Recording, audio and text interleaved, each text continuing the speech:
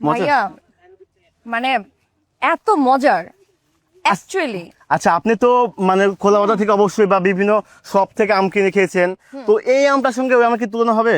না, একদমই না, এটা অনেক ফ্রেশ, অনেক ফ্রেশ, একদম ফ্রেশ, এবং বোঝা যাচ্ছে যে এটা একদম মানে থাকে না যে গাছের পাড়া হ্যাঁ হ্যাঁ আম, হ্যাঁ হ্যাঁ, গাছ পাকা একদম আম গাছ যেটা পাকা আম, যেটা যেটা আসলে কখনোই মেলে না। কখনোই মেলে না। So, আসলে আমরা এই কাজটাই করতে যাচ্ছি। দেখেন, আপনি আপনার ছোট্ট সন্তানকে আম খাওয়াচ্ছেন, কিন্তু সেটা কেমিক্যাল দেওয়া। দেখা যাচ্ছে একটা সময় গিয়ে নন কমিউনিকেবল ডিজিজ, যেমন হার্ট ডিজিজ, কিডনি ডিজিজ, বিভিন্ন ডিজিজ হচ্ছে, কিন্তু আমরা এখন ফলাফলটা পাচ্ছি না। বাট আমরা যদি এই আমটা কিন্তু অনেক পুষ্টিকর, এটা ভিটামিন এ বলেন, ভিটামিন সি অনেক পরিমাণে থাকে, যেটা আমাদের ডেইলি যে নিউট্রিয়েন্টের চাহিদা সেটাও কিন্তু মিটাচ্ছে, কিন্তু আমরা ভালো আম পাচ্ছি না, কারণ বাজারে খোলা আম খাচ্ছি।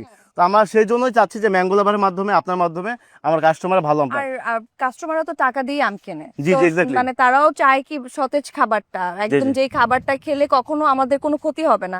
তো কেননা আমরা একদম গাছ পাকা যেখান থেকে সরাসরি আমার কাছে পৌঁছেছে সেটা কেন খাবো না? জি।